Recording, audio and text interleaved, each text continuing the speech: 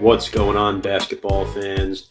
Back at it here with another video. And in this video, we're going to dive into another powerhouse basketball team in the NBA that has made some noise within the first 24 hours of NBA free agency. And that team I'm going to talk about in this video is the Boston Celtics. Now, as you know, the Boston Celtics made it to the NBA Finals this year, where they wound up losing to the Warriors in 6 games, 4 games to 2.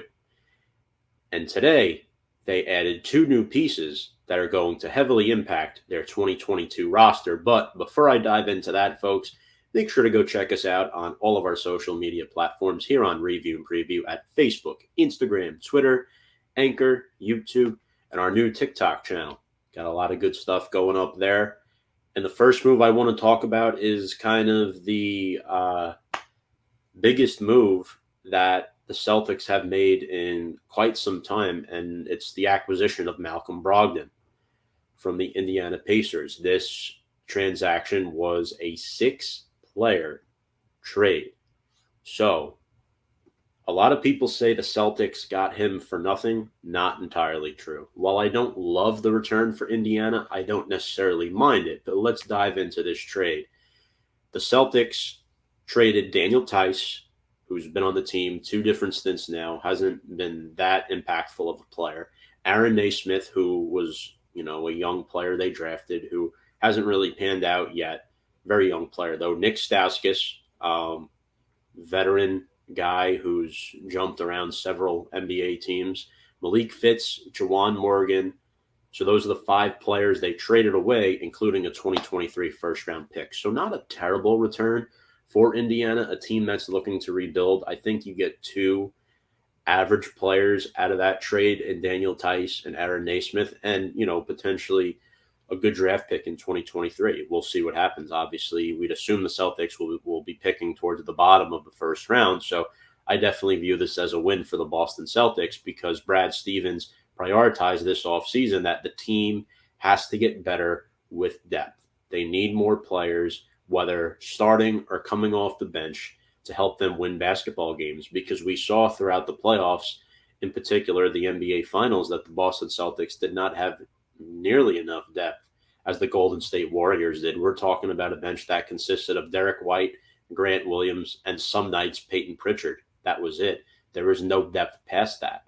So now you bring in a guy like Malcolm Brogdon, who's been in the league for 6 years now, 3 years with the Milwaukee Bucks. He has NBA playoff experience there, as well with the Indiana Pacers. He spent 3 years with each team, respectively. But this past season, he was really good. But unfortunately, he only played 33 basketball games, averaged 19 points per game, 5 rebounds, and almost 6 assists. So this is a guy who can get you a lot of good numbers. 29 years old, and as I alluded to just a moment ago, injuries. Those have plagued his career thus far. He's only played in 65 or more games once in his first 6 seasons. That was his rookie year.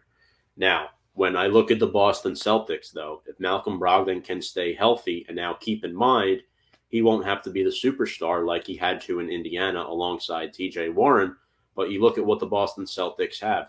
You have your big 3 in Tatum, Brown, and Smart. You add Brogdon into the mix. You have a front court of Robert Williams and Al Horford.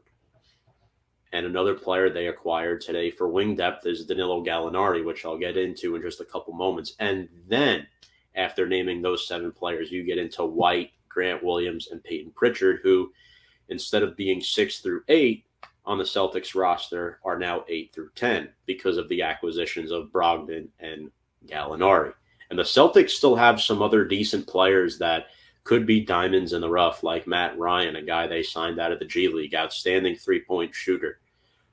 They kept some of the young players on the roster. They kept Luke Cornett for front court depth, but it'll be interesting to see what happens with Boston,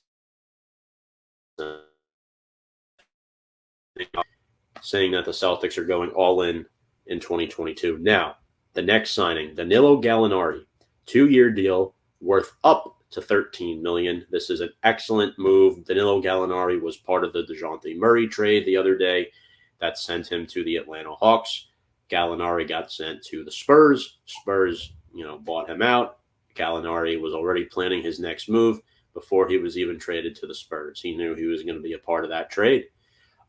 This 2-year deal includes an opt-out next year. So it could potentially only be a 1-year deal. And when I look at Danilo Gallinari, what I think about is volume shooting. He's an excellent shooter for a guy his size at 6 feet 10 inches tall.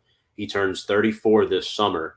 Good rebounder, passes the ball well. He has experience. I don't view his age necessarily as an issue, despite him being in the league for over a decade, well over a decade, actually. I remember back when he was on the Knicks. But the key here is that Brad Stevens filled a need. Wing depth. That's exactly what Gallinari provides. This past year for the Atlanta Hawks, he wasn't necessarily great. And now let's be realistic here. His play is declining a little bit. He still averaged nearly 12 points a game and 5 rebounds. Now, last summer, he was in the Eastern Conference Finals for the Atlanta Hawks, taking on the Milwaukee Bucks. He played a big role in that series. And what's really consistent about Gallo, he shot at least 40% from downtown in 3 out of the last 4 seasons. For a guy who was in his early to coming into his mid-30s now, that's something you definitely want to value as far as experience, veteran presence, and the Celtics continue to boost their roster. I'm interested to see what else they do in free agency, if anything. I mean, I think they pretty much have their core 7 intact, along with Derek White. I think that's an outstanding roster, and the Celtics should be easily a top 3 team in the East again this upcoming season if all pans out. Folks, if you like what you watch, make sure to subscribe to our YouTube channel at Review Preview Sports. We have numerous NBA free agency videos out already. Make sure to go check those out, and we have more coming your way very soon.